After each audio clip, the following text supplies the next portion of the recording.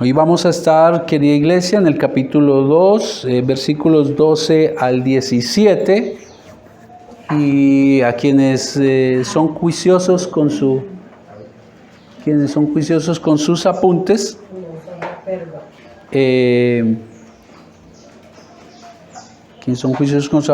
el título de la predicación es: quien encubre su pecado será enfrentado por Dios.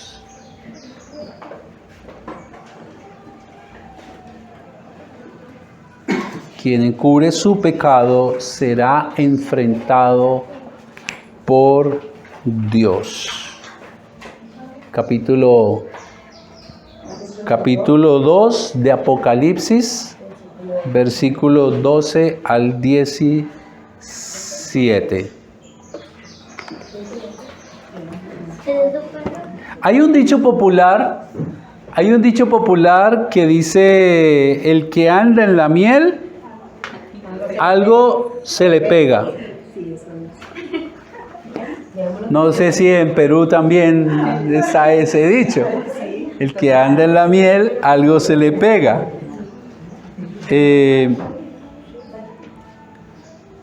Y ese es el riesgo que como cristianos corremos al permitir que algo de este mundo en el cual tenemos que vivir, obviamente, se nos pegue.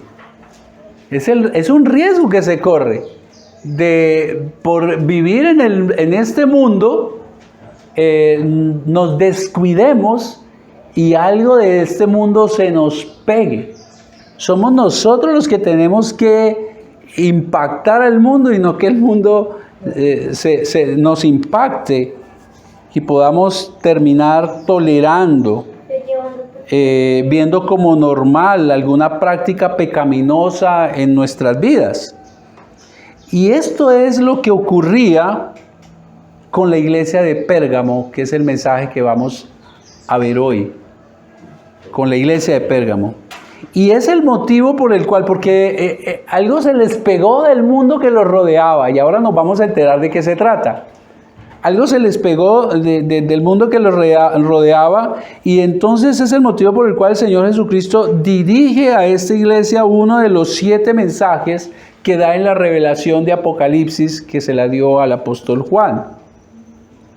Y como en cada una de las exposiciones que hemos hecho del mensaje a la iglesia, el mensaje que Cristo dejó a la iglesia, hoy vamos a conocer otro atributo de Dios, el llamado de atención que hace Dios a la iglesia, y también vamos a ver la esperanza que también Dios deja para la iglesia. Miren que en cada una de las exposiciones que hemos visto, el Señor inicia con: yo soy esto o lo otro, porque es el remitente. Y recordemos que cuando vemos el remitente, que es Dios mismo, nos da el peso del mensaje que tiene esta escritura para las iglesias. Pero también vamos a ver la amonestación que hace Jesús a la iglesia, en este caso a Pérgamo. Pero algo lindo, Dios siempre termina dando esperanza a su iglesia, y eso es hermoso. Vamos a leer capítulo 2, versículos 12 al 17. Y escribe al ángel de la iglesia en Pérgamo. Y aquí viene el atributo que el Señor enseña hoy. El que tiene la espada aguda de 2 filos dice esto. Ese es el atributo que Dios quiere mostrar a la iglesia de Pérgamo. Para la iglesia de Pérgamo se presentó como el que tiene la espada de doble filo. Versículo 13. Yo conozco tus obras. Siempre inicia así las cartas. Y es un recorderis que nada escapa al ojo de Dios, ni a su oído. Nada escapa a él. Yo conozco tus obras y dónde moras, donde está el trono de Satanás.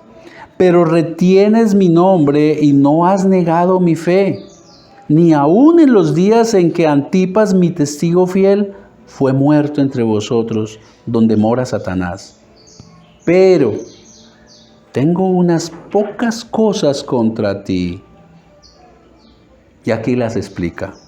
Que tienes ahí a los que retienen la doctrina de Balaam, que enseñaba a Balac a poner tropiezo ante los hijos de Israel, a comer de cosas sacrificadas a los ídolos y a cometer fornicación. Y también tienes a los que retienen la doctrina de los nicolaitas, la que yo aborrezco.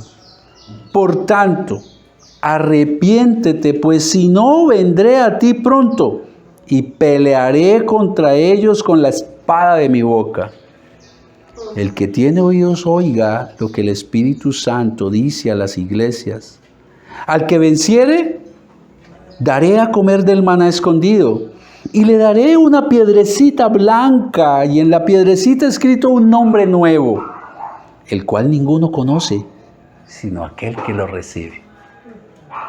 Padre, presentamos delante de ti, Señor, este tiempo de adoración, escuchando con total reverencia y expectativa tu palabra, Señor.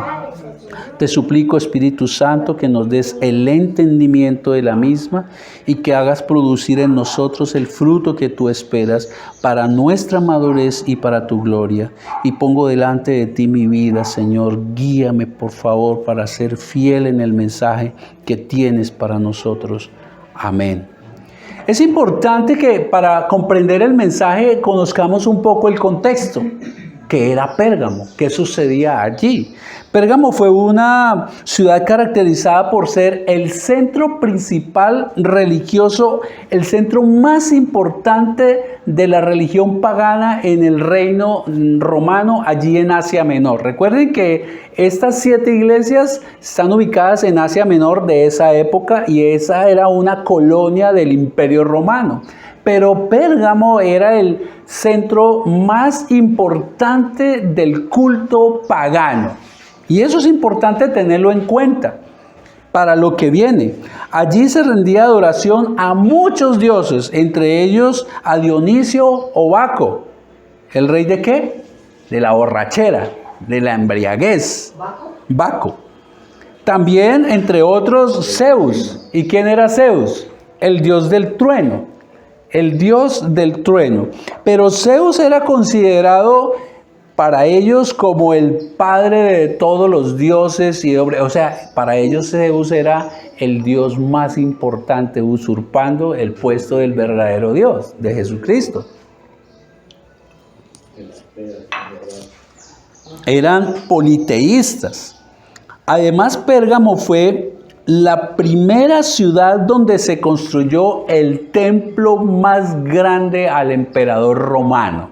Recuerden que el emperador romano se hacía considerar como un dios vivo y hacía que le rindieran culto a él. Y si bien lo hacían en todas las ciudades, la ciudad más importante y la primera que empezó a construir templos para adorar al César o al emperador de ese momento fue Pérgamo. Por ese motivo, ellos se sentían muy orgullosos. Somos la ciudad donde está el templo más importante para el rey. Y es allí, en medio de esta ciudad idólatra, pecaminosa, perdida, donde Dios decidió separar a unos cuantos para formar iglesia allí. Y sabe que desde ahí ya empieza uno a mirar enseñanzas. Uno quisiera andar en una burbuja.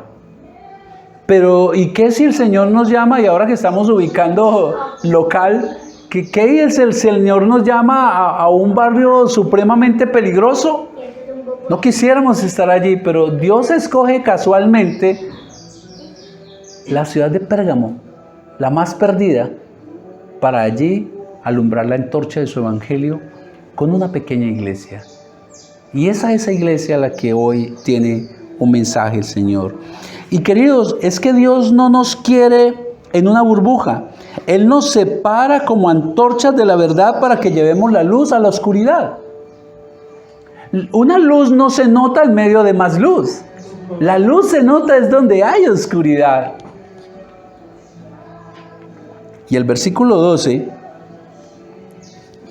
es interesante Porque como en las anteriores cartas, allí Cristo también se muestra con uno de sus infinitos atributos.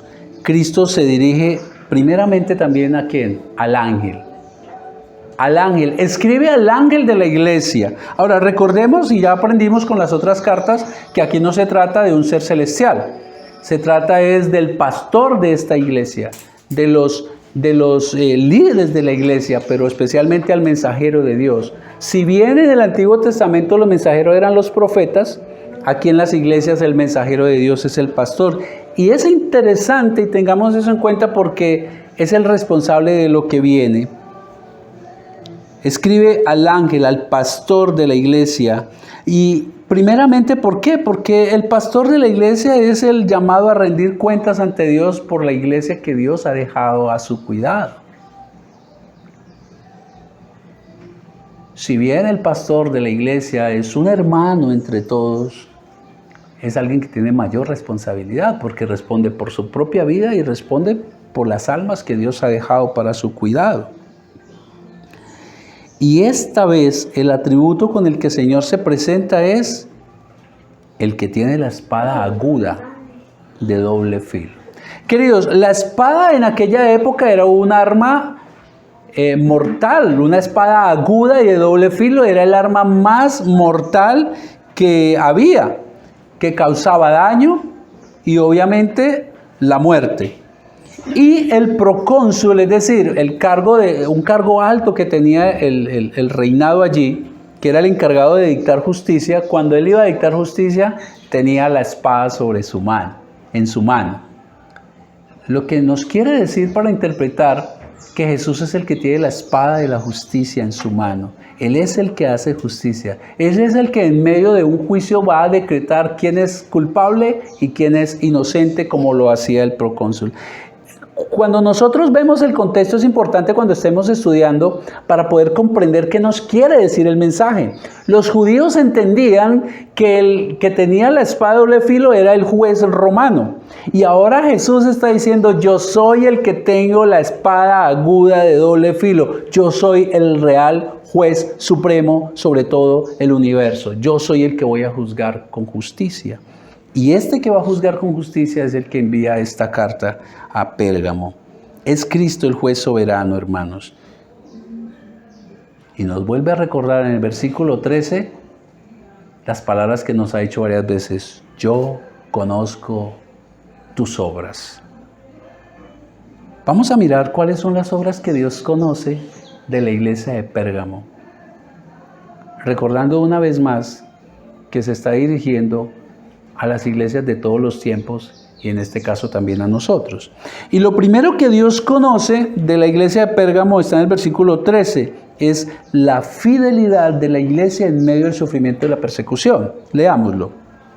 Versículo 13, yo conozco tus obras y dónde moras. ¿Y dónde moraba? Donde está el trono de Satanás. Pero retienes mi nombre y no has negado mi fe. Miren la cruel persecución que se daba y no has negado mi fe. Ni aun en los días en que Antipas, mi testigo fiel, fue muerto entre vosotros, donde mora Satanás. Lo primero que el Señor exalta en la iglesia de Pérgamo es su fidelidad en medio del sufrimiento. Y como lo vimos en la prédica pasada, los sufrimientos, las pruebas que tenemos en la vida es una forma que Dios usa para fortalecer nuestra fe. Ya vimos que en medio de la prueba es parecido a lo que hace el orfebre con el oro, que lo derrite en un recipiente especial con mucho fuego y sale una nata a la superficie que es la escoria, es la mugre. La saca y vuelve y le pone más fuego con tal de que vuelva y salga lo último que quede de la escoria. Y solo allí es donde el oro realmente cobra un verdadero valor porque es oro puro. Ahora se vuelve maleable, ahora puede hacer una hermosa joya de gran valor. Y es lo que hace el Señor, aprovechar las pruebas, las circunstancias en nuestras vidas para hacernos como el oro refinado, con una fe fuerte, una fe firme.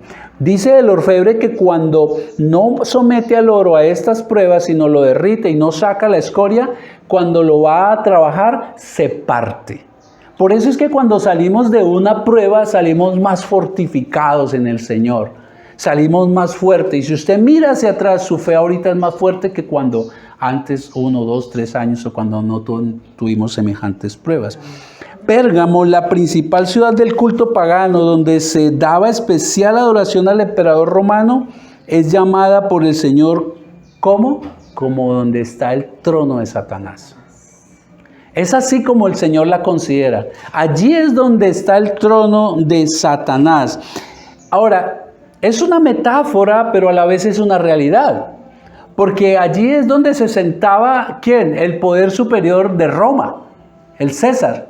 Y recordemos que en aquella época no se podía hablar de manera abierta porque entonces los perseguían. Así es de que cuando se refiere al trono de Satanás, está diciendo allí es donde mora casualmente el trono, los principales del imperio romano. Pero también es una verdad, porque detrás de toda la maldad, ¿quién está? Satanás.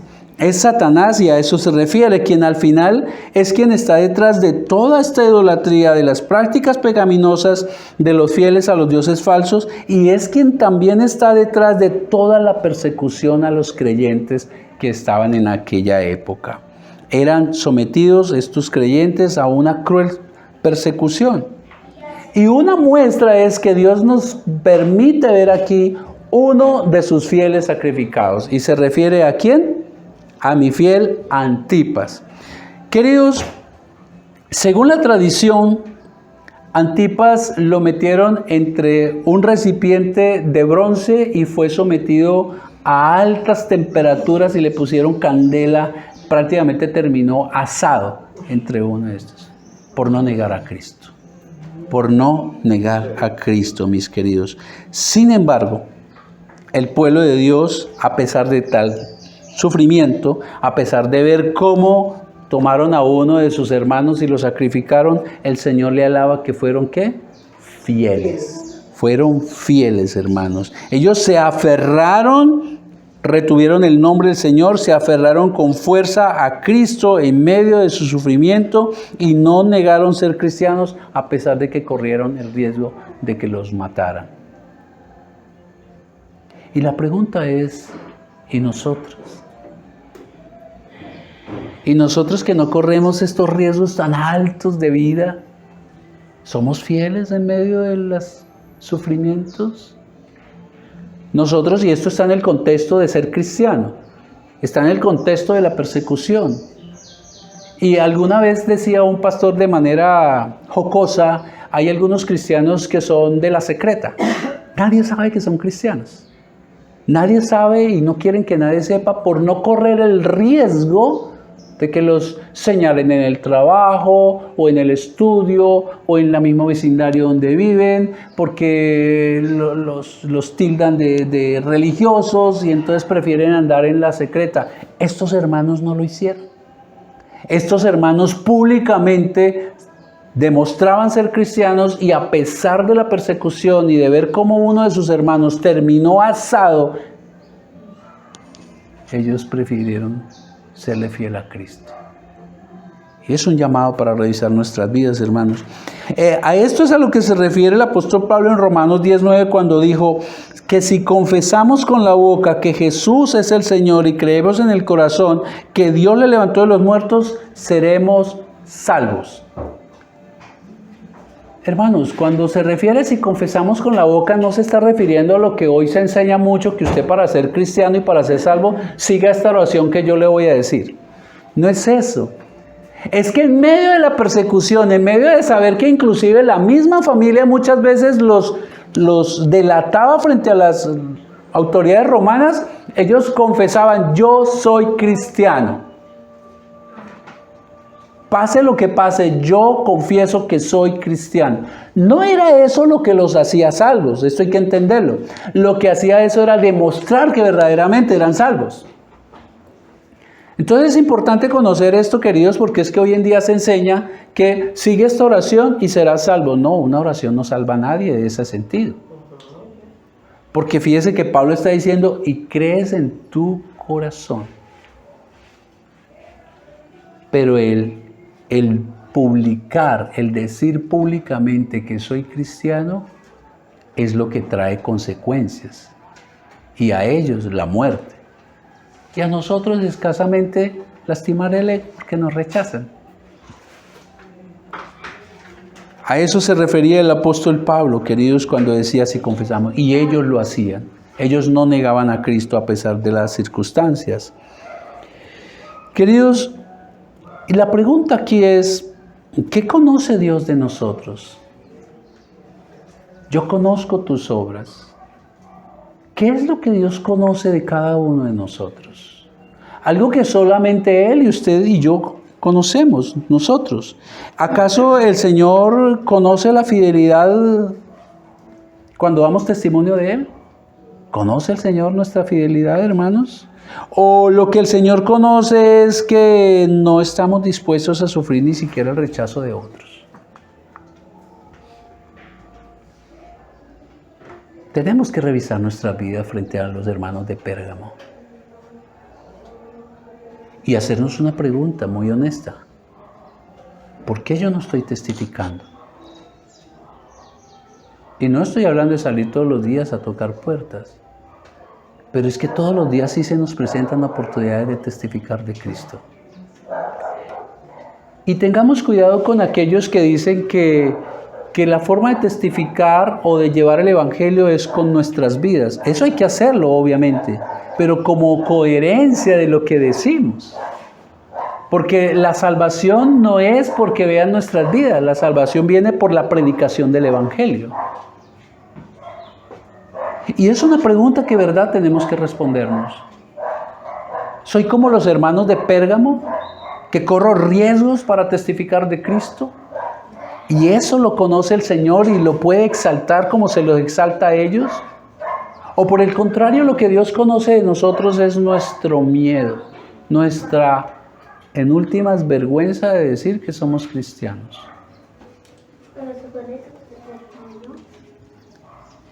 Hermanos, algo tendrá que ser eliminado de nuestras vidas para ser testigos fieles. Algo tendrá que ser eliminado. Pero Jesús también le dice a la iglesia de Pérgamo que además de su fidelidad también conoce otra cosa. Y es lo que aparece en el versículo 14 al 15. Pero tengo unas pocas cosas contra ti. Y aquí es importante que evaluemos algo. No sé usted, pero muchas veces uno puede caer en este error. Bueno, sí, pequé en esto, pero es que yo voy a la iglesia, o sea, como que le trato de justificar a Dios que hago todas estas cosas y solamente te fallé en esto. Y mire que el Señor, esto pequeñito, Él también lo conoce. Tengo unas pocas cosas. Jesús no pasa nada por alto. Jesús también conoce de la iglesia de Pérgamo. ¿Qué conocía? Que toleraba el pecado. 14 y 15. Pero tengo unas pocas cosas contra ti. Y aquí vienen. ¿Qué es lo que tiene contra la iglesia de Pérgamo? Que tienes ahí, que algunas Biblias dicen que toleras. Ahí, a los que se aferran. Muy bien, a los que se aferran. Me encanta esa traducción. A los que se aferran, y en el original es abrazar a algo con fuerza, no lo quiere soltar. ¿Qué era lo que la iglesia de Pérgamo no quería soltar? Retienes ahí, ¿qué era? La doctrina de Balaam. ¿Y este Balaam qué hacía? Enseñaba a Balac a poner tropiezo. Balac era un rey. A Balac a poner tropiezo ante los hijos de Israel. Les enseñaba a comer de todas las cosas sacrificadas a los ídolos y también les enseñaba a cometer fornicación. Pero hay otro detallito que también el Señor veía y conocía de esta iglesia, versículo 15. Y también tienes ahí a los que retienen, a los que se aferran a otra doctrina, la de los nicolaitas, la que yo aborrezco. aborrezco. Mire que Dios no dice a los que yo aborrezco. Dios no aborrece a los nicolaitas. Aborrece lo que ellos hacen, su doctrina. Ya Dios había exaltado entonces lo que bien estaba haciendo la iglesia. Y también Dios exalta lo bien que nosotros estamos haciendo delante del Señor. Pero recordemos, yo conozco tus obras. Él también conoce aquello en lo cual nosotros nos aferramos, que Dios aborrece y no lo queremos soltar. Esta era una iglesia que no negó ser cristiana a pesar del sufrimiento, de la persecución. Sin embargo, queridos, algunos practicaban la pecaminosa enseñanza de Balaam y la de los nicolaitas. Bueno, ¿y eso qué es? No vamos a ir allí, pero yo les cuento.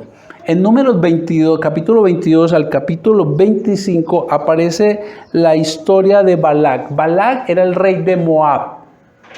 Y resulta que cuando el ejército de Israel venía hacia él, porque el ejército de Israel venía confrontando muchas guerras y el nombre de Israel se había difuminado por toda la región de que no había quien les resistiera, entonces Balac tuvo miedo. Dijo, no, mi ejército no va a poder contra este ejército. Y entonces ha llamado a un profeta de Dios, a Balaam. Y llamó al profeta de Dios y le ofreció dinero para que declarara una maldición sobre el ejército de Israel y de esa manera él pudiera entonces ganar la guerra. Pero Balaam sabía que él no podía maldecir al pueblo de Dios, él era un profeta de Dios. Sin embargo, la codicia le pudo a Balaam. Y entonces no dio maldición sobre el pueblo, pero le enseñó a Balac, al rey, cómo poder vencer al pueblo, a Israel. ¿Y cómo lo hizo? Le enseñó que las mujeres de Moab, las moabitas, las de su territorio, fueran y sedujeran a los hombres de Israel.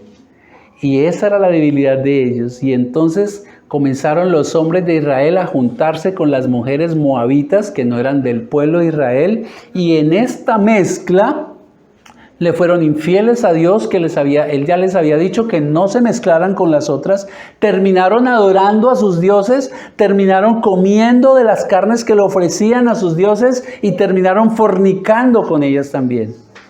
Y eso fue más grave que un ejército grande viniera y venciera al ejército, porque eso trajo la justicia de Dios sobre su propio pueblo. Miren lo que hizo el profeta de Dios, la codicia le pudo más. Y eso es lo que está advirtiendo el Señor ahora al pueblo, a la iglesia de Pérgamo. Ellos se aferraban a esta misma enseñanza. En la iglesia de Pérgamo había quienes hacían lo mismo que este Balaam, inducían a otros cristianos a cometer actos pecaminosos. Dentro de la misma iglesia de Pérgamo había unos que seducían a otros para que cometieran actos pecaminosos. Los incitaban a ir tras las ganancias efímeras del placer momentáneo que ofrece el pecado. Estos, al igual que los nicolaitas, creían que el espíritu era bueno y nada podía contaminar al espíritu, y que la carne era mala, pero que todo lo que hicieran no podía afectar el espíritu. De tal manera que incitaban a los creyentes a participar de aquellos templos, de aquellas cosas y orgías que hacían ellos allá, porque seguros estaban que eso no iba a afectar su santidad. El espíritu era impoluto y nada le podía afectar. Queridos, hubo un movimiento, y todavía lo hay, que se llamó Creciendo en Gracia. Y ellos, pegados de que ahora estamos en el pacto de la gracia, entonces lo que este caballero enseñaba a miles, cientos de miles, porque eso tuvieron por toda Latinoamérica supuestas iglesias, era que se podía pecar, que no pasaba absolutamente nada. llegó al punto de decir que él ya era Cristo encarnado. Y el Cristo encarnado murió. Pero la gente ignora la palabra de Dios y en lugar de acabarse esa secta, ahora la esposa de él se dice que ella es Dios. Hermano, eso no se quedó allá. Eso hoy, en nuestros días, también hay corrientes que incitan a los cristianos a cometer pecado, pero con la supuesta seguridad que delante de Dios están bien, hermanos. La segunda carta de Pedro, capítulo 2, versículos 14 y 15, esto dijo el apóstol: tienen los ojos llenos de adulterio, y no se está refiriendo a la gente inconversa, se está refiriendo a gente dentro de la iglesia. Tienen los ojos llenos de adulterio, no se sacian de pecar, seducen a las almas inconstantes. Y ahí hay que hacer un pare. Porque se es más fácil caer en estos errores cuando yo no estoy fortalecido en la palabra de Dios. Cuando no estoy bien alimentado de la palabra de Dios, cuando solamente me contento con venir el domingo, pero no sigo alimentándome de la palabra de Dios. Entonces soy un inconstante, no soy fortalecido y es fácil entonces ir detrás de cualquiera de estas enseñanzas. Y el apóstol Pedro lo está diciendo: no se sacian de pecar, seducen, convencen a las almas inconstantes, tienen el corazón habituado a la codicia y son hijos de maldición. Han dejado el camino recto y se han extraviado siguiendo el camino de Balaam, hijo de Beor, el cual amó el premio de la maldad. Y es un llamado importante a revisar qué en nuestras vidas estamos haciendo que no se alinea con lo del Señor. Porque el Señor todo lo conoce, hermanos. ¿Hay algo en usted que está practicando sabiendo que está mal delante de Dios y sin embargo piensa que no es tan grave? Porque uno puede caer en lo mismo. No, pues sí, esto está mal, pero, o sea, no es bíblico, pero no es tan grave. Ahora, en Pérgamo se habla de fornicación y todas estas cosas, ¿cierto? Pero es que puede ser una supuesta mentira piadosa, que no está bien delante de Dios y que uno cree posiblemente, no, eso no es tan grave delante de Dios, pero para Él sí es importante. Yo conozco tus obras. No olvidemos estas palabras del Señor. Yo conozco tus obras. Tampoco olvide, querido hermano, que Cristo le ha limpiado de pecado, derramando su sangre en la cruz, y usted es llamado a vivir en santidad. Algo que poco se llama hoy en día vivir en santidad, pero es a lo que nos llamó. Y santidad, recuerden que es apartado del pecado, apartado exclusivamente para Dios.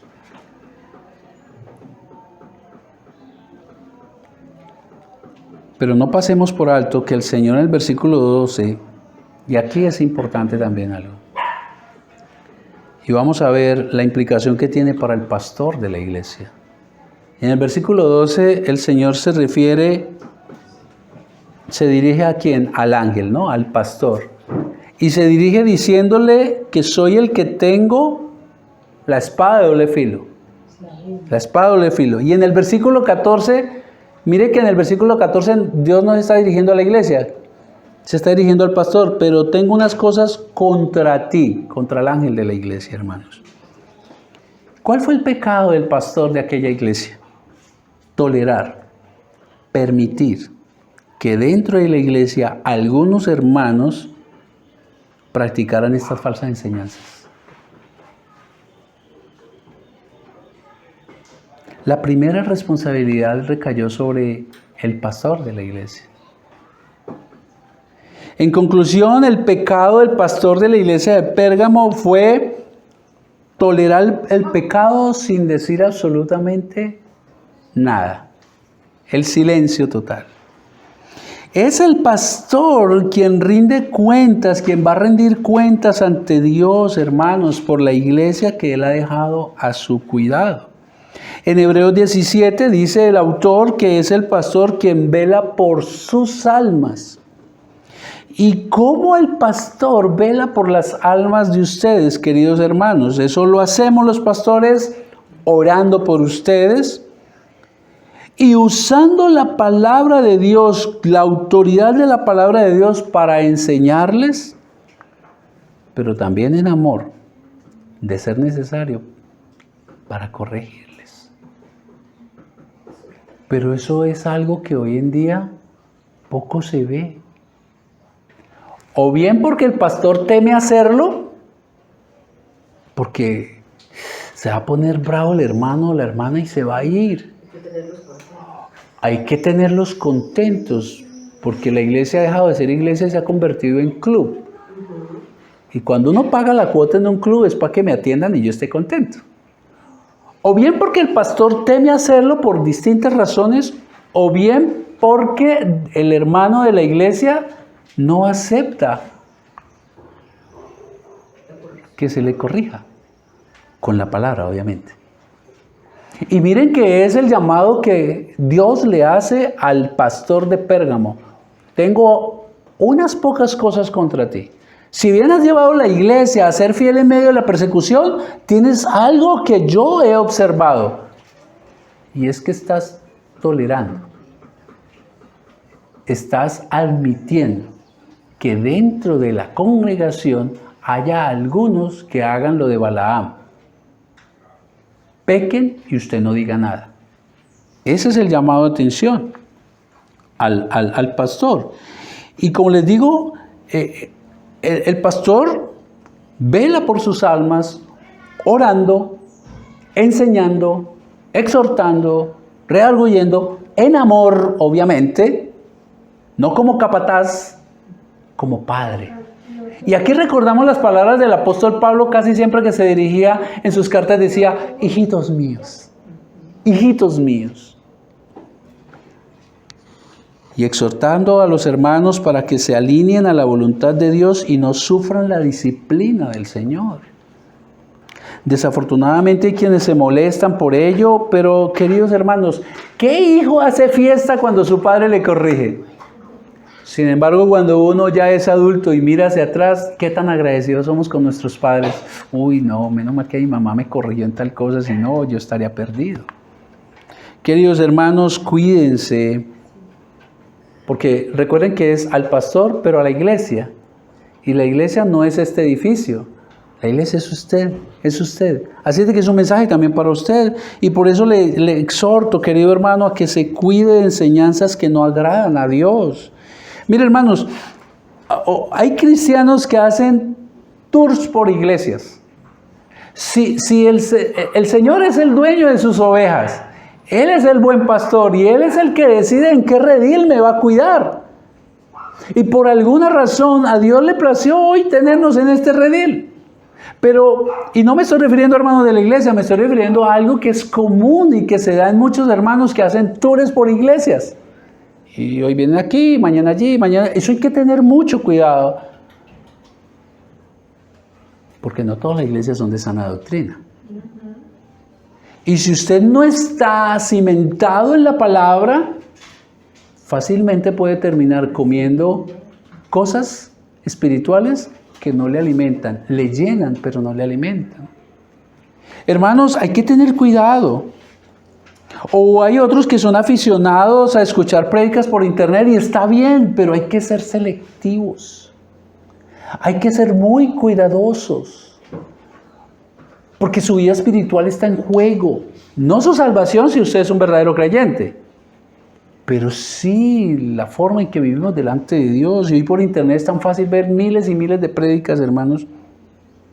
Pero si no discierne, usted puede estar recibiendo doctrinas que no son bíblicas. Y no todo el que tiene una Biblia en la mano es un verdadero creyente.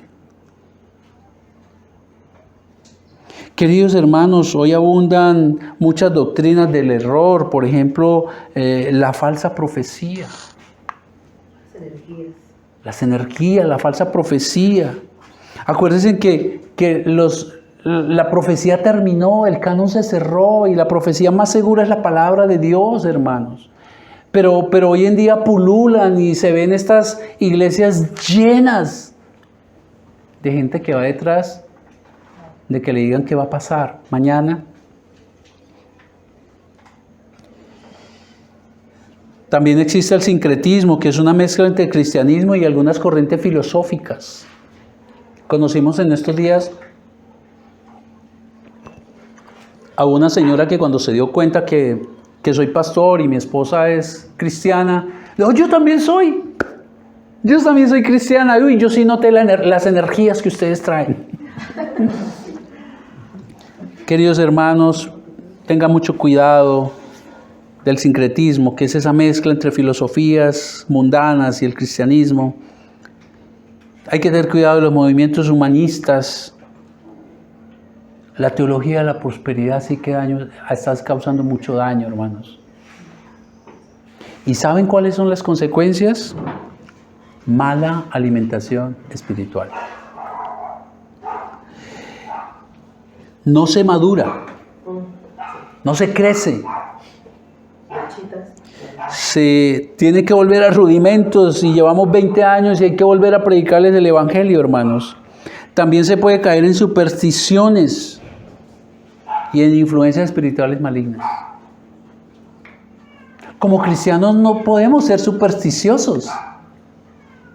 Y es tremendo escuchar a hermanos, y este sueño, si sueño con esto, ¿qué significará? Y no estoy diciendo que Dios no puede hacer algo especial en nosotros, Él es Dios. Pero eso no se puede volver una doctrina. Porque Dios lo puede hacer con usted porque es una relación personal que Dios tiene. Y le puede dar un sueño, evidentemente, Él es Dios. Pero si usted tiene sueños, usted tiene que ver si ese sueño se alinea con las Escrituras. Y el tema de la profecía, la manera en que ellos se dan cuenta si era un profeta de Dios o no, era si se cumplía. Hay que tener mucho cuidado, hermanos. Solo, y no ignoremos esto, solo en Cristo están escondidos todos los tesoros del conocimiento. Colosenses 2:3. ¿Por qué lo vamos a buscar en otras fuentes? En cisternas rotas. En sabiduría humana. En Cristo están escondidos todos los tesoros del conocimiento, pero también en Él está toda la plenitud de Dios, Colosenses 2:9, y la plenitud de Dios mora en usted, el Espíritu Santo. No necesitamos otras fuentes, hermanos. Y tampoco olvidemos que únicamente en Él se encuentra nuestra plenitud. Colosenses 2:10. Queridos hermanos, tenemos que ser vigilantes, no dormirnos y sujetarnos únicamente a las enseñanzas de Cristo. Seguir el ejemplo de la iglesia de Éfeso, que ya la estudiamos. Cuando miramos ahí en capítulo 2, versículo 2, ¿qué es lo que enseña el Señor? Que los de Éfeso probaban a los que se decían ser apóstoles y no lo eran. Ese es el llamado. No podemos tomar estas enseñanzas de las iglesias por separado. Es un solo mensaje. Porque lo tremendo es que en la iglesia de Éfeso hay un poquito de nosotros. En la de Esmirna hay un poquito de nosotros. En la de Pérgamo hay un poquito de nosotros. Y lo que tenemos que hacer son las enseñanzas. ¿Qué hacían los de Éfeso? A los que se decían ser apóstoles los probaban. Queridos hermanos, si ustedes también tienen que probar al que les enseña. Pero ¿cómo vamos a probar si esa es la verdad, si no la tenemos conocida? Hay que leer las Escrituras. Tenemos que ser vigilantes, hermanos. Tenemos que también hacer lo que nos enseñó en el capítulo 2, versículo 6. Aborrecer lo que Dios aborrece. Las enseñanzas de los nicolaítas. Nosotros tenemos que aborrecer todo aquello que no sea enseñanza cristiana, hermano. Ojo, no a las personas. Porque lo que muestra es aborrezco las enseñanzas de los nicolaítas. Dios no dice que aborrece a los nicolaítas. Ahora veamos el llamado. Ya hemos visto lo que Dios exalta, su fidelidad en medio de la persecución, en medio del sufrimiento. Pero también hemos visto que Dios también conoce una parte era infiel y era que permitía el pecado. Y es un llamado a mirar qué nos estamos permitiendo nosotros y corregirle. Y corregirle porque hay un llamado de Dios, versículo 16. Por tanto, por esto que yo te he mostrado, y recuerde quién está hablando, el que tiene la espada de doble filo, la puntiaguda, el juez supremo. Por esto que yo te demuestro que es, que va en contra de Cristo, dice el Señor, por tanto, me perdí. Por tanto, arrepiéntete. Si no te arrepientes, vendré a ti pronto, escuchen, y pelearé contra ellos con la espada de mi boca. Arrepiéntete. El Señor hace un llamado urgente a percatarnos del peligro de seguir tolerando aquel pecado que practicamos aún sabiendo que está mal delante de Dios. Observe que Él dice, si no vendré pronto. Recuerden que esta es la revelación del Apocalipsis y tiene que ver con ¿qué? Con el regreso de Cristo. Y cuando vimos el primer capítulo nos está diciendo las cosas que pronto van a suceder. Pero también recordemos que para el Señor un día es como 1000 años y 1000 años es como un día. No se sabe cuándo, puede parecer ahorita. Arrepiéntete. Urgentemente. Porque si no, pelearé. Imaginen el tamaño de ese enemigo, de ese contrincante. Es un llamado, como les decía, a arrepentirnos con urgencia, porque si no Dios va a venir con su justicia. Queridos, y no caigamos en un error. En un error que nos puede pasar, no, pues si lo que hago no es tan grave. Y el error que cometemos es estratificar los pecados. Eso es un error grandísimo.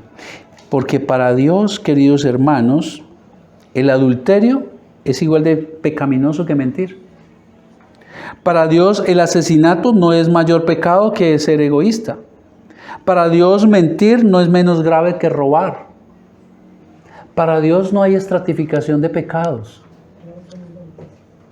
Que es un error que podemos cometer. No, sí, yo de vez en cuando me quedo viendo algunas escenitas de pornografía, pero no, pues no es tan grave. No, yo pues a veces por mi trabajo tengo que una cuanta mentirita, pero pues no, pues tampoco es, ¿sí? Me tocó hacerlo. Es que si no lo hago, pues era peor para la persona. Lo hice por amor, por no lastimarle. No, queridos. ¿Cuál es aquel pecado que usted está tolerando en su vida? Es el llamado que nos tenemos que hacer. Dios llama a que cambiemos de mentalidad. ¿Qué es arrepentirse? Arrepentimiento es distinto a remordimiento, queridos. El remordimiento es, me siento mal por lo que acabo de hacer, pero lo vuelve y lo hace. Como aquel hombre que golpea a su esposa, siente remordimiento, viene de rodillas, le trae serenata, le trae flores, pero a los 15 días vuelve y lo hace. Ahí no hubo arrepentimiento. Arrepentimiento tiene que ver con un cambio de mentalidad y cambiar de rumbo. Que yo estoy caminando en este pecado, en este camino, pero arrepentirse es, wow, esto está peligroso delante de Dios y cambio de rumbo. Volteo a mirar a Cristo, hermanos. Volteo hacia el camino correcto. Y vuelvo y pregunto, ¿qué es aquello que Dios sabe y que le ha mostrado y que nos llama a corregirlo? Y uno sabe. Eso uno lo sabe, hermanos. Iglesia, quien encubre su pecado está llamado o puede ser llamado a ser enfrentado por Dios. Será enfrentado por Dios mismo, hermano. Usted debe hacerlo pronto. Hay que darle seriedad a las palabras del Señor. Si no, vendré pronto a ti y pelearé con mi espada, la espada de mi boca, dijo el Señor. El autor de Hebreos dijo en el capítulo 10, versículo 31, horrenda cosa es caer en las manos de Dios vivo. Horrenda cosa es caer en las manos del Dios vivo. El pueblo de Israel que Dios libró de Egipto, Recuerden que el pueblo de Israel, Dios le mostró tantas maravillas, lo sostuvo en el desierto con maná, le cuidó con la columna de fuego y sin embargo ellos le fueron infieles. ¿Y Dios sabe qué hizo? Todos ellos murieron en el desierto. Ninguno llegó a la tierra prometida, solo sus hijos. Pero esa generación que salió de Egipto, nadie llegó. Solo Moisés y ¿quién más? Josué. Y Dios no ha cambiado. Dios es el mismo del Antiguo Testamento, Él lo cambia. Quien no se vuelva de su pecado seguramente serán dos cosas. O realmente quiere seguir en ese camino sabiendo ya la verdad que Dios puede llegar, o verdaderamente no es un creyente.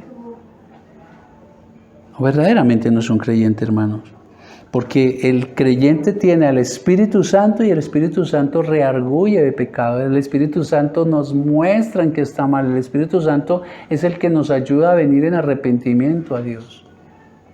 Y eso hay que revisarlo. Pero Dios es precioso. Él no se queda en, si no lo haces, vendré contra ti. Él también da una promesa. Versículo 17. El que tiene oído oiga lo que el Espíritu de Dios dice a las iglesias. Al que venciere daré a comer, y esta es la promesa hermosa, al que venciere daré a comer del maná escondido, y le daré una piedrecita blanca, y en la piedrecita escrito un nombre nuevo, el cual ninguno conoce, sino aquel que lo recibe. Maravilloso. Al que venciere, ahora, repito, el Espíritu Santo es el que nos permite arrepentirnos, pero también el Espíritu Santo es el que nos permite escuchar lo que el Espíritu quiere decirnos a nosotros. Y Dios hace varias promesas al que venciere. También quiero aclarar algo. Al que venciere no significa que por nuestras fuerzas. Al que venciere significa al verdadero creyente puede vencer el pecado. El verdadero creyente puede vencer el pecado porque ya ha sido limpiado de pecado y porque tiene el Espíritu Santo. En otras palabras, lo que el Espíritu Santo está diciendo aquí, o el Señor está diciendo es, al creyente verdadero le hago estas promesas. Y lo primero que dice es que le va a dar ¿de qué? De comer del maná escondido.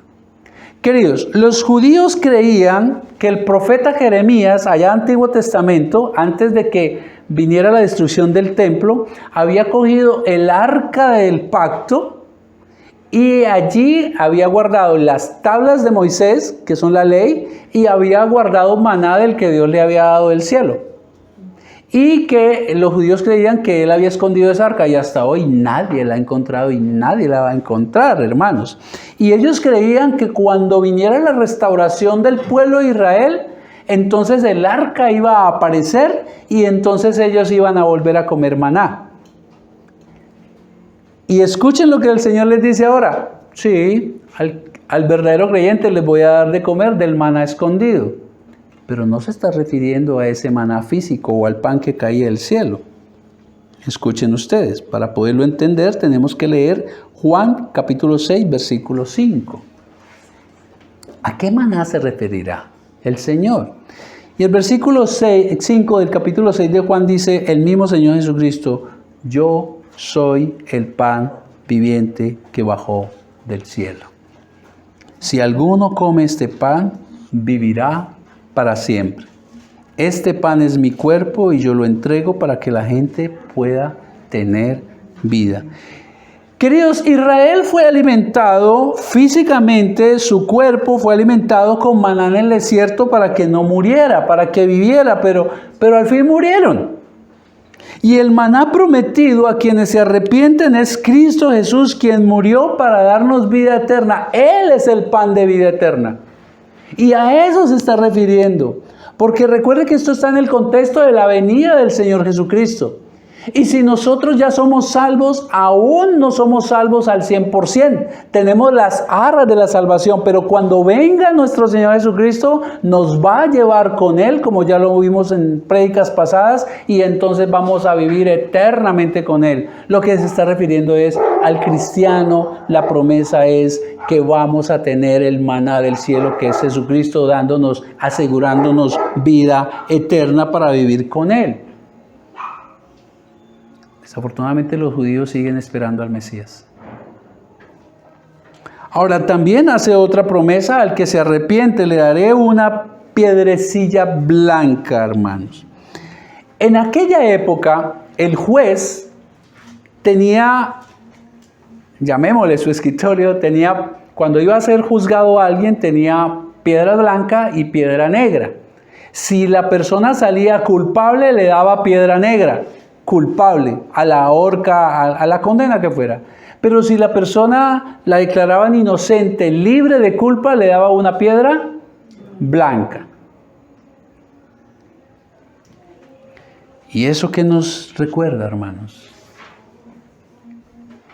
El maravilloso intercambio. Que si bien éramos culpables, el juez supremo nos declaró inocentes. Nos dio piedrecita blanca. Nos dio a nosotros la santidad de Cristo y nos declaró inocentes, justos delante de Dios. Al que venciere, al verdadero creyente, que es el que se puede arrepentir, le hizo la promesa primera del pan de vida, que es vida eterna, y ahora le recuerda que le dará, como el juez de la tierra daba piedra blanca al inocente, el cristiano verdadero es declarado inocente delante de Dios. Cuando seguimos Apocalipsis y vemos que se destapan los rollos y aparecen las obras de todos y vamos a ser juzgados, nosotros los verdaderos creyentes pasaremos inocentes. Pero también en aquella época, cuando se hacían los banquetes, los grandes banquetes, no habían tarjetas de invitación como hoy.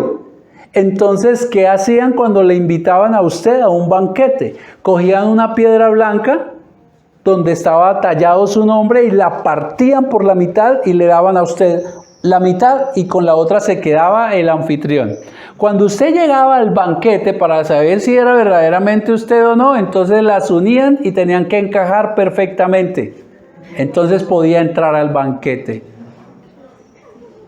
Solo los cristianos podremos entrar al banquete de las bodas del Cordero, hermanos. Solo somos los que tenemos la invitación, la confirmación de la entrada a las bodas del Cordero cuando venga nuestro Señor Jesucristo, hermanos. Mire cómo el Señor sí nos deja entender Apocalipsis. ¡Qué maravilla! No solo nos ha reconfirmado y nos reconfirma una y otra vez, ustedes, aunque pequen, pueden arrepentirse. Ustedes tienen asegurada la vida eterna. Ustedes tienen asegurada la entrada al banquete de las bodas del Cordero, hermanos. Pero también prometió allí dar un nuevo nombre, que nadie conoce sino aquel que lo recibe. Queridos hermanos, Dios nos dará un nombre nuevo que solo Él y solo cada uno va a conocer. Cristo y esta persona. Eso nos habla de una relación tan íntima que solamente Él nos llamará por este nuevo nombre. Pero por favor, voltee la página y vaya y acompáñeme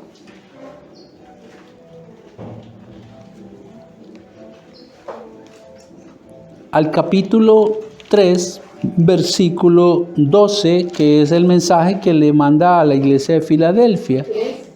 3:12. Dice el Señor Jesucristo: al que venciere yo le haré columna en el templo de mi Dios, y nunca más saldrá de allí. ¿Y qué sigue? Y escribiré sobre él mi nombre. Ahora tendremos el nombre de Cristo en nosotros. Mayor intimidad no se puede tener, hermanos. Es el grado máximo de relación íntima, de comunión personal con Dios, la que tendremos en el cielo nuevo y tierra nueva. Querido, y cierro con esto. Hermanos, en la medida que hemos ido avanzando, que avanzamos en el mensaje de Cristo a cada una de las iglesias, vemos su gran interés de preparar a su iglesia, a su novia, para cuando Él regrese.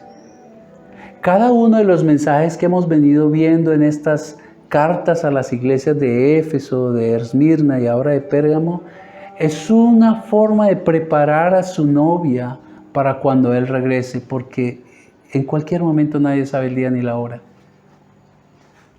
Con cada mensaje vamos reconociéndole a Él más, lo conocemos más sus atributos, y también nos ha ido dando una radiografía de lo que aún tenemos que corregir, hermanos. Es un llamado a ir revisando, y a mí me parece que eso hace parte del amor de Cristo. El irnos mostrando, mira hija, en esto corrige, mira hijo, corrige en esto, mira, corrige en esto. Y siempre nos recuerda una promesa, hermanos. Las promesas que no merecemos y que nadie puede hacer nada para ganarlas, pero a Él le plació, hermanos. Porque incluso el mismo arrepentimiento viene de parte de Él. No estamos solos para vivir en este mundo. Bendito, recuerden cómo inicia el libro, ¿no? Bendito el que lee y el que escucha y pone por obra las palabras de este libro. Y hemos sido y seguimos siendo bendecidos, hermanos. Pero recuerde algo. El que encubre su pecado será enfrentado por Dios. Meditemos, queridos.